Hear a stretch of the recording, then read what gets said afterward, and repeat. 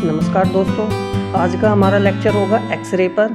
ठीक है, एक्सरे का आज हम इंट्रोडक्टरी कोर्स करेंगे। इंट्रोडक्शन में मैं आपको पूरा ओवरव्यू बताऊंगा कि क्या क्या चीज़ें हैं। ठीक है ना, डिटेल में हम इससे नेक्स्ट लेक्चर में पढ़ेंगे, क्योंकि अब एक ओवरव्यू आपको जब पता चल जाएगा एक्सरे के बारे में तो चीज़ें ज़्यादा समझ पाओगे। मोस्टली आज थ्योरेटिकल होगा, हार्डली 8 से 9 मिनट की क्लास होगी। ठीक है, तो स्टार्ट करते हैं।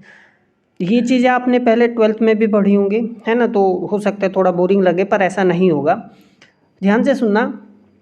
एक्सरेज क्या होता है? देखो, ये सभी आप जानते हो कि इलेक्ट्रोमैग्नेटिक वेव्स होती हैं, लेकिन इनको किसने डिस्कवर किया था? रोंगटन ने डिस्कवर किया था इन 1896। ठीक है, ये भी आप भली भांति परिचित होंगे इस चीज़ से। एक्सरेज क्या होती हैं? हाई एनर्जी फोटोन्स होते हैं। ठीक है, एक्सरेज में क्या होता है? हाई एनर्जी फोटोन्स होते हैं, और इनसे ज़्यादा एनर्जी किसकी होती है? गामा रेज की होती है, ध्यान रखना। ठीक है ना, एक्सरेज के बाद किसकी होती है? गामा रेज की होती है। तो एक्सरेज हाई एनर्जी फोटोन्स होते हैं जिनका वेवलेंथ किसके बीच में लाई करता है? ये बहुत ज़्यादा इंपॉर्टेंट है, क्योंकि ये पूछा गया है। 4 ऑप्शन दिए, गामा वो एक्स रेज का जो वेवलेंथ होता है किस रेंज में लाई करता है। 12th क्लासेस में भी दुनिया भर के क्वेश्चन इस पर पूछे गए थे। CSI और जेस्ट आप क्वेश्चन उठा के देखो, ठीक है ना, फिजिकल साइंस के, तो आपको उसमें ये मिलेगा। तो हम 0.01 नैनोमीटर से 10 नैनोमीटर तक, या एंगस्ट्रोम में बात करें 0.1 एंगस्ट्रोम से लेके 100 एंगस्ट्रोम तक वेवलेंथ लाई करती है। और एनर्जी कितनी होती है? 100 इलेक्ट्रॉन वोल्ट से 100 किलो इलेक्ट्रॉन वोल्ट। ये किलो है, ध्यान रखना। ठीक है, तो इलेक्ट्रॉन वोल्ट से किलो इलेक्ट्रॉन वोल्ट तक, 100 इलेक्ट्रॉन वोल्ट से 100 किलो इलेक्ट्रॉन वोल्ट तक एनर्जी लाई करती है। ये बेसिक सी जानकारी थी एक्सरेज के बारे में जो आपको पता होनी चाहिए। ठीक है, बात करते हैं हम टाइप्स ऑफ एक्सरेज की। तो एनर्जी के बेसिस पर हम डिफ्रेंशिएट करते हैं एक्सरेज के बीच में, और हम स्पेक्ट्रम के बेसिस पर डिफ्रेंशिएट करते हैं एक्सरेज के बीच में। ठीक है, हम यदि बात करें एनर्जी की, तो एनर्जी के बेसिस पर 2 तरह की एक्सरेज होती हैं, सॉफ्ट एक्सरेज और हार्ड रेज। सॉफ्ट एक्सरेज जिनका एनर्जी कम है, हार्ड रेज जिनका एनर्जी ज़्यादा है। समझ में आए? इनको भी अभी मैं आपको बताऊंगा क्या होता है। स्पेक्ट्रम के बेसिस पर कंटिन्यूस, नाम से देखो क्या पता चल रहा है, कंटिन्यूस एक्सरेज। और ये क्या है? Characteristic X rays. ठीक है, कंटिन्यूस एक्सरेज क्या होता है? जिसमें हमें सारी वेवलेंथ मिलती है, कंटिन्यूस वेवलेंथ मिलती है। ऑलमोस्ट हर जो एनर्जी का जो वेवलेंथ एक्सरेज का होना चाहिए वो ऑलमोस्ट हमें सारी मिलेंगी। कैरेक्टरिस्टिक्स में क्या होता है? पर्टिकुलर वेवलेंथ्स हमें मिलती है, सारी वेवलेंथ्स नहीं मिलती। तो ये क्या है? स्पेक्ट्रम के बेसिस पर डिफरेंस है। ठीक है ना, बात करते हैं हम सॉफ्ट एक्सरेज की।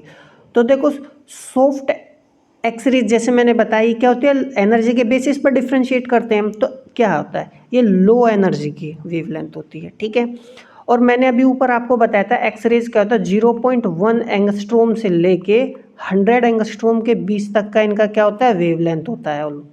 ठीक है ना, तो अब देखो सॉफ्ट रे है तो लो एनर्जी का होगा, तो लो एनर्जी का मतलब क्या होगा? वेवलेंथ ज़्यादा होगा। तो 4 एंगस्ट्रोम से ज़्यादा वेवलेंथ और 100 एंगस्ट्रोम तक की जो वेवलेंथ होती है ना, वो सॉफ्ट एक्सरेज में आती है। ये बहुत इंपॉर्टेंट बात है, आप प्रीवियस ईयर्स क्वेश्चन उठा के देखोगे तो आपको पता चलेगा मैं क्या बात कर रहा हूँ। ठीक है, ये नोट्स मैंने ऐसे ही नहीं बनाए हैं। कोई डाउट है?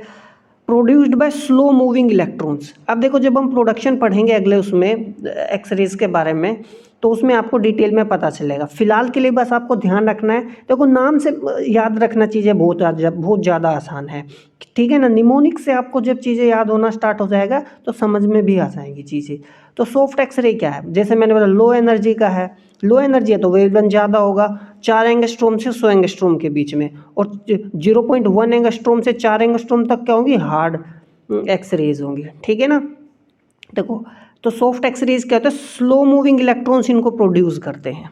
कौन प्रोड्यूस करते हैं? Slow moving electrons soft X rays को प्रोड्यूस करते हैं। मान लो मेरे पास एक इलेक्ट्रॉन है और वो मूव कर रहा है, ठीक है ना, स्लोली मूव कर रहा है, तो यदि हम उसका एसिलरेशन या डीएसिलरेशन कर दे उस इलेक्ट्रॉन का, तो उसकी एनर्जी कम हो जाएगी।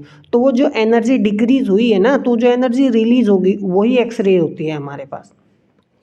तो प्रोड्यूस्ड बाय, तो लो एनर्जी होता है, स्लो मूविंग इलेक्ट्रॉन्स होता है, और लो वोल्टेज पर।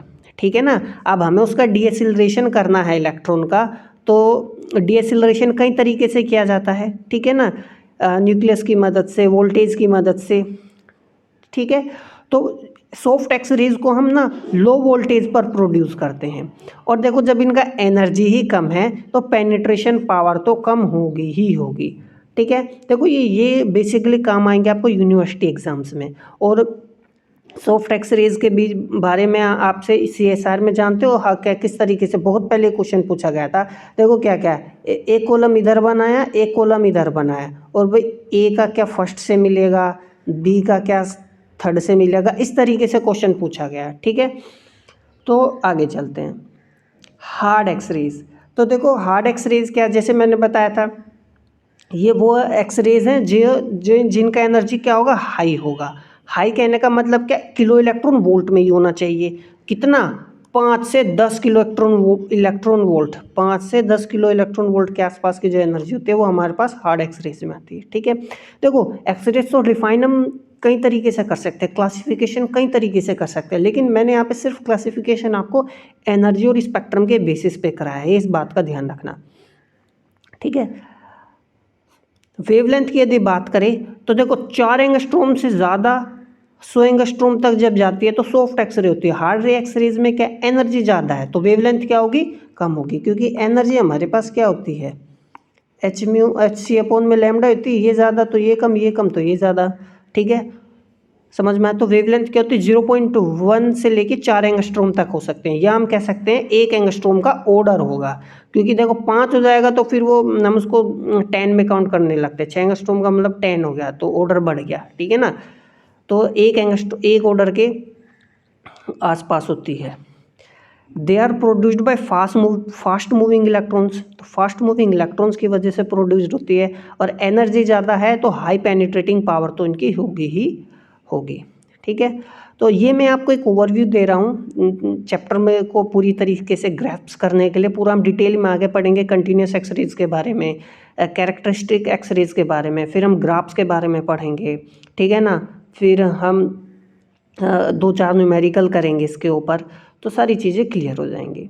अब देखो स्पेक्ट्रम के बेसिस पर अब क्या था, स्पेक्ट्रम के बेसिस पर हमने कंटिन्यूस एक्सरेज बताया था और कैरेक्टरिस्टिक एक्सरेज बताया था, ठीक है। ये मेरे पास यहाँ पे क्या है, कैरेक्टरिस्टिक एक्सरे है। तो देखो कंटिन्यूस एक्सरे नाम से पता चल रहा है, कंटिन्यूस एक्सरे में क्या होता है, सारी पॉसिबल वेवलेंथ्स होती हैं, 0.1 एंगस्ट्रोम से लेके 100 एंगस्ट्रोम के बीच में सारी वेवलेंथ्स हमें मिलेंगी, तो उसको क्या बोलेंगे, कैरेक्टरिस्टिक्स एक्सरेज। और वेवलेंथ किस पर निर्भर करती है, अप्लाइड वोल्टेज पर। ये मोस्ट इम्पोर्टेंट चीज़ है, पता नहीं कितनी बार ये एग्ज़ाम में इस्तेमाल हुआ है, न्यूमेरिकल्स में इस्तेमाल हुआ है, डिफरेंट एग्जाम्स में इसको पूछा गया है, ठीक है। तो कंटिन्यूस एक्सरे किस पर निर्भर करती है, अप्लाइड वोल्टेज पर निर्भर करती है, कि हमने कितना वोल्टेज अप्लाई किया है, डिपेंडिंग ऑन डैट हमें कंटिन्यूस एक्सरेज मिलता है। समझ में आया। दूसरा है हमारे पास कैरेक्टरिस्टिक। अब देखो नाम से पता चल रहा है विशेषतात्मक एक्सरेज, इसमें सिर्फ सर्टेन वेवलेंथ मिलेंगी, कुछ ही पर्टिकुलर वेवलेंथ्स मिलेंगी, हमें सारी वेवलेंथ्स नहीं मिलेंगी, ठीक है। कोई डाउट है, इसीलिए इनको क्या बोलते हैं, कैरेक्टरिस्टिक्स एक्सरेज बोलते हैं। और ये उस जो जिस मटेरियल से हमें मिल रही है ना, उस मटेरियल पर निर्भर करती हैं, इसी वजह से इनका नाम क्या, कैरेक्टरिस्टिक, क्योंकि उस मटेरियल की कैरेक्टरिस्टिक होती है वो। समझ में आ गई बात, ठीक है। क्योंकि कैरेक्टरिस्टिक एक्सरेज जो होती है ना, वो ट्रांजिशन की वजह से होता है। किसकी वजह से होती है, ट्रांजिशन की वजह से। एनर्जी लेवल्स में क्या होता है, ट्रांजिशन होता है। कंटिन्यूस एक्सरेज में एनर्जी लेवल में ट्रांजिशन नहीं होता, ठीक है। तो कैरेक्टरिस्टिक में क्या होता है, एनर्जी लेवल में ट्रांजिशन होता है। तो हर मटेरियल के एनर्जी लेवल हम जानते हैं डिफरेंट होते हैं, तो हर मटेरियल का एनर्जी लेवल डिफरेंट होते हैं, तो कैरेक्टरिस्टिक्स भी क्या होंगी, डिफरेंट होगी। इसी वजह से कैरेक्टरिस्टिक एक्सरेज जो होती है ना, वो वेवलेंथ जो होती है वो एटॉमिक नंबर पर निर्भर करती हैं, और एटॉमिक नंबर हर मटेरियल का अलग अलग होता है। तो हम कह सकते हैं wavelength of characteristic rays depend on target material या डिपेंड ऑन एटॉमिक नंबर।